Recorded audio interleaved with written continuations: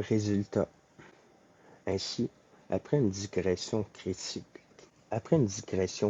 concernant la doctrine maynersienne de l'organisation du cortex et de la localisation des représentations, nous avons rejeté successivement les hypothèses qui veulent que les images mnésiques avec lesquelles travaille la fonction du langage soient localisées en, en- dans un autre endroit que le processus par lequel elles sont associées, que l'association soit assurée par des faisceaux sous-corticaux de fibres blanches et que les centres du langage, bien délimités, soient séparés par une région sans fonction qui attend d'être occupée par des nouvelles acquisitions.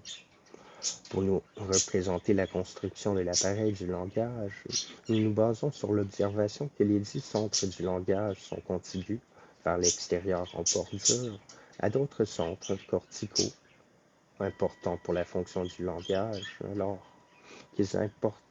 qu'ils délimitent vers l'intérieur nucléairement une région non prouvée pour la localisation et qui est probablement aussi un champ du langage. L'appareil du langage se révèle à nous comme une partie continue du cortex dans l'hémisphère gauche, entre les terminaisons corticales des nerfs acoustiques et optiques et celles des faisceaux moteurs du langage et du bras. Les parties du champ du langage contiguës à ces aires corticales acquièrent, avec une limitation nécessaire indéterminée, la signification centre du langage au sens de l'anatomie pathologique et non au sens de la fonction, du fait qu'une lésion située dans ces régions coupe un des éléments de l'association de langage de ses connexions avec les autres, ce que ne réussit pas une lésion située au milieu du champ du langage. Nous avons en outre formulé l'hypothèse que ce champ du langage est également en rapport avec les aires corticales de l'hémisphère 3 par des fibres blanches issues de la grande commissure cérébrale et que ces liaisons rayonnent également dans les parties périphériques du champ du langage, les centres du langage.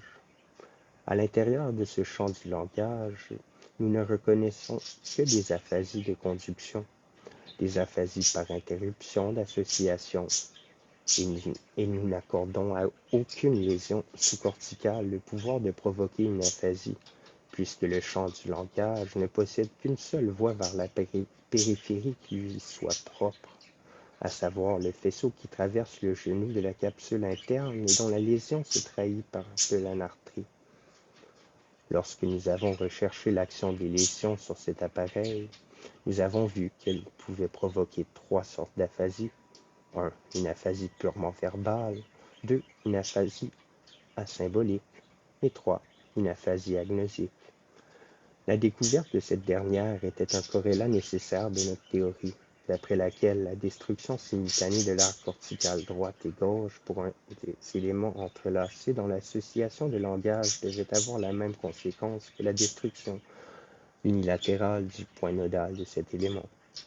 Du point de vue psychologique, nous avons défini le mot comme un ensemble de représentations et indiqué qu'il était rattaché par son extrémité sensible à partir de l'image sonore à l'ensemble des représentations d'objets. Nous avons spécifié l'aphasie verbale comme étant un trouble situé à l'intérieur du complexe verbal, l'aphasie asymbolique comme séparation du complexe verbal et des représentations d'objets, enfin l'aphasie agnosique comme un trouble purement fonctionnel de l'appareil du langage. Finalement, les facteurs suivants nous sont apparus comme déterminants pour l'action des lésions sur l'appareil du langage ainsi construit. Il s'agit de savoir si la lésion est complètement ou partiellement destructrice et si elle est située à l'intérieur ou à la périphérie du champ du langage. Si elle se trouve à la périphérie du champ du langage, donc dans un des 10 centres du langage, elle aura dès lors une action topographique, selon qu'elle est complètement ou incomplètement destructrice. Elle entraînera la perte de l'un des éléments de l'association de langage, soit qu'elle déplace cet élément dans une situation fonctionnelle transformée telle qu'elle est décrite par les modifications de Bastian. Si la lésion est située plus au centre du champ du langage, elle provoquera, Selon la nature des mécanismes d'association que nous avons tenté d'énumérer, des troubles fonctionnels dans l'ensemble de l'appareil du langage.